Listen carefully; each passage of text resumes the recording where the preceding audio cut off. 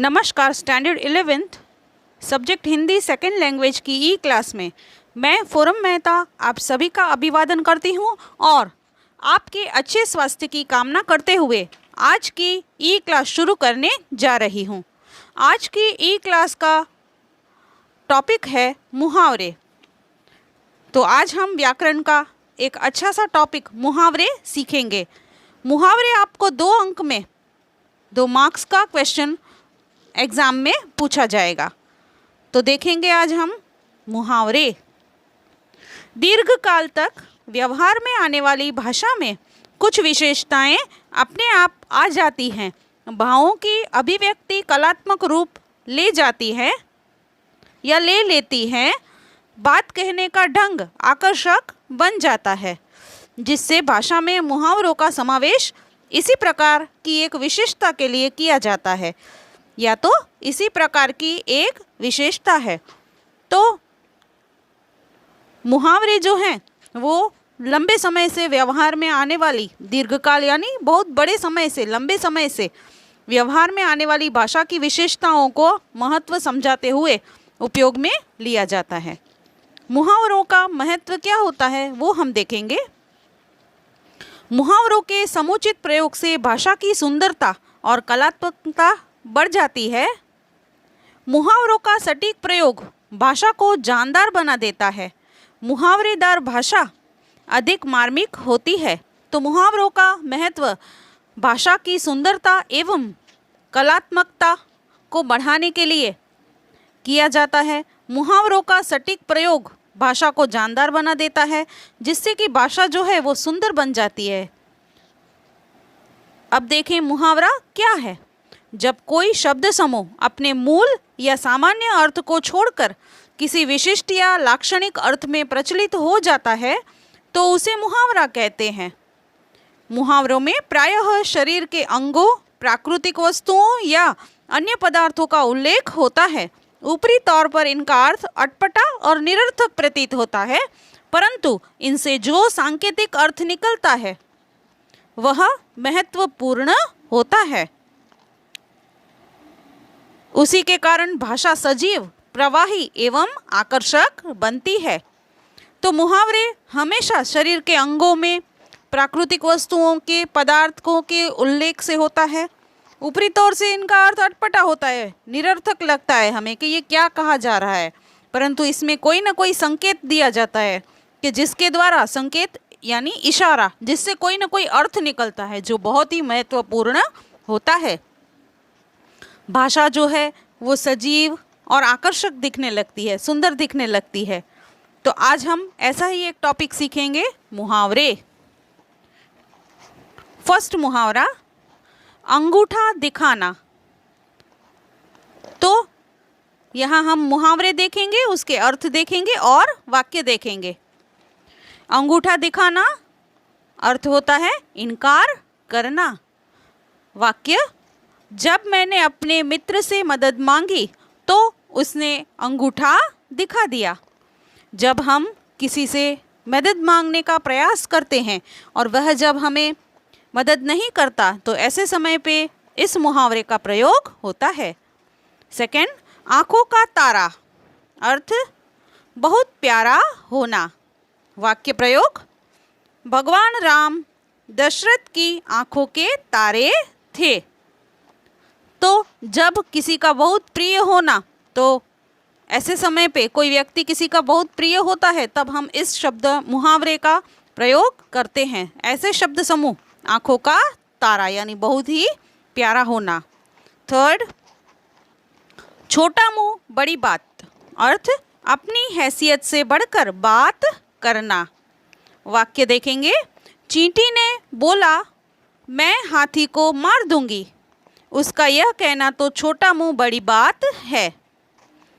जब अपनी कैपेसिटी यानी कि क्षमता से ज़्यादा बड़ी बात कोई व्यक्ति कर लेता है तब इस मुहावरे का प्रयोग होता है। फोर्थ देखेंगे, अक्ल मारी जाना। अर्थ देखेंगे, घबरा जाना।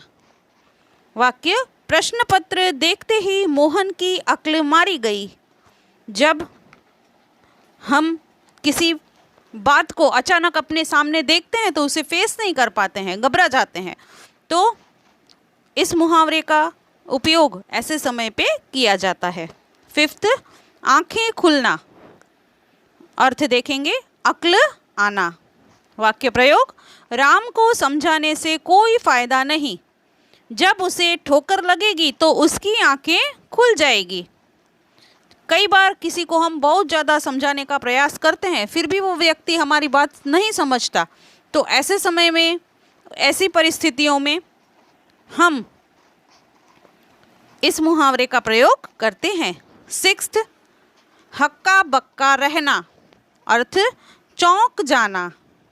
वाक्य प्रयोग, अपने शत्रु को अपने घर पर आया देखकर मान यानी एक व्यक्ति का नाम है, हक्का बक्का रह गया।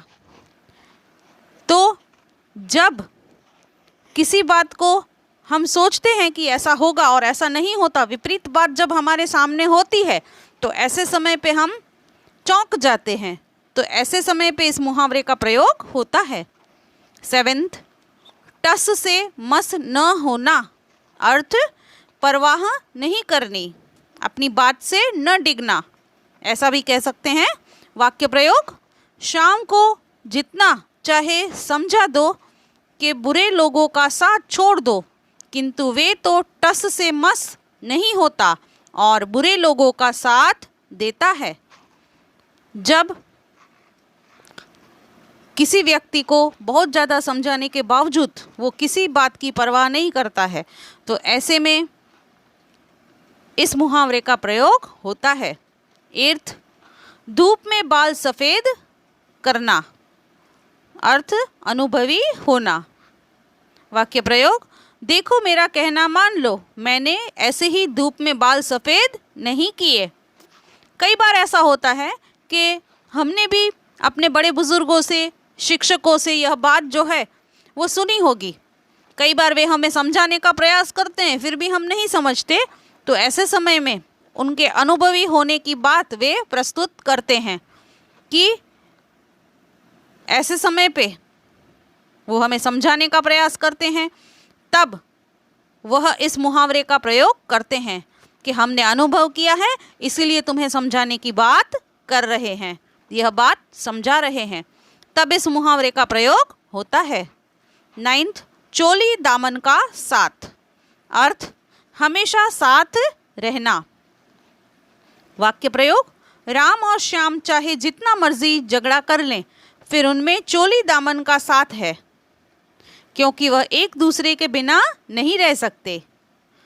अब किसी की गहरी दोस्ती या किसी के साथ गहरा संबंध जो है, उसकी बात इस मुहावरे में प्रस्तुत की है कि दुनिया के समक्ष कितना भी झगड़ लें, परंतु फिर भी कुछ लोग जो हैं वो कभी एक दूसरे का साथ नहीं छोड़ते। ऐसे साथ को जब हम देखते हैं, तब इस मुहावरे का प्रयोग करते हैं।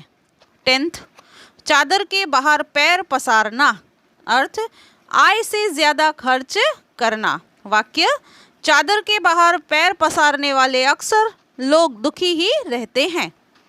इस मुहावरे का प्रयोग, हमारे पास आय यानी आर्थिक परिस्थिति हमारी कमज़ोर हो, फिर भी हम ख्वाब बड़े बड़े देखकर अपनी सारी संपत्ति, अपना सारा पैसा जो है ज़रूरत से ज़्यादा खर्च कर देते हैं, और ऐसे समय पे इस मुहावरे का प्रयोग होता है कि चादर के बाहर पैर पसारना।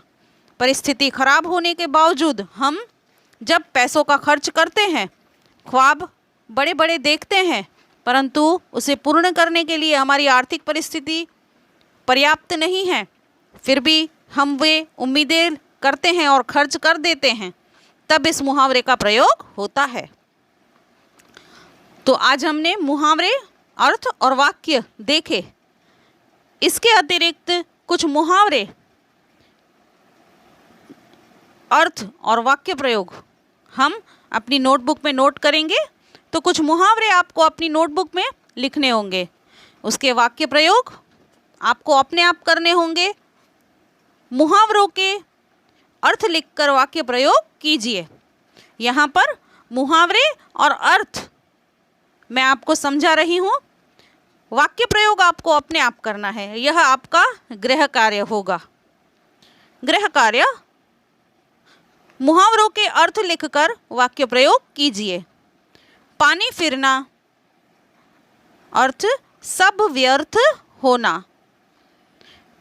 हुक्का पानी बंद होना, ख्याति या समाज से बहिष्कृत होना। ख्याति या तो जाति से या समाज से बाहर आ जाना। पानी उतरना, इज्जत खत्म होना। दिल का मैल दूर होना, दुर्भावना खत्म होना। आंखें चार होना, आंखें मिलना। आंखों आंखों में बात होना, इशारों में बात होना। आंख में धूल झोंकना, धोखा देना। आंखें झुकाना यानी कि शर्मिंदा होना। माथे पर बल पड़ना, आघात लगना।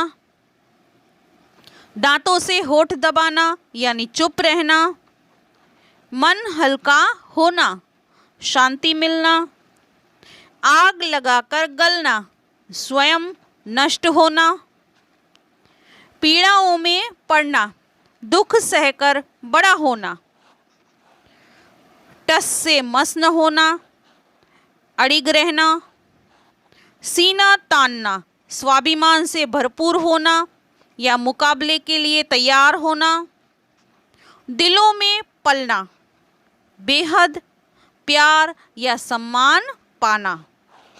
दो दो हाथ करना, युद्ध करना, लड़ाई करना। इतिहास होना, अमर होना। आंख बंद करना, ध्यान न देना। राह रोकना, बाधक बनना। सिर झुका देना, हार मान लेना। कलेजे का टुकड़ा, अत्यंत प्रिय। बाल भी बांका न होना, जरा भी नुकसान न होना। सिर आंखों पर रखना, आदर सम्मान करना। लोहा लेना, टक्कर लेना। बाजी मारना, लक्ष्य प्राप्त करना। पैरों तले रौंदना, पराजित करना।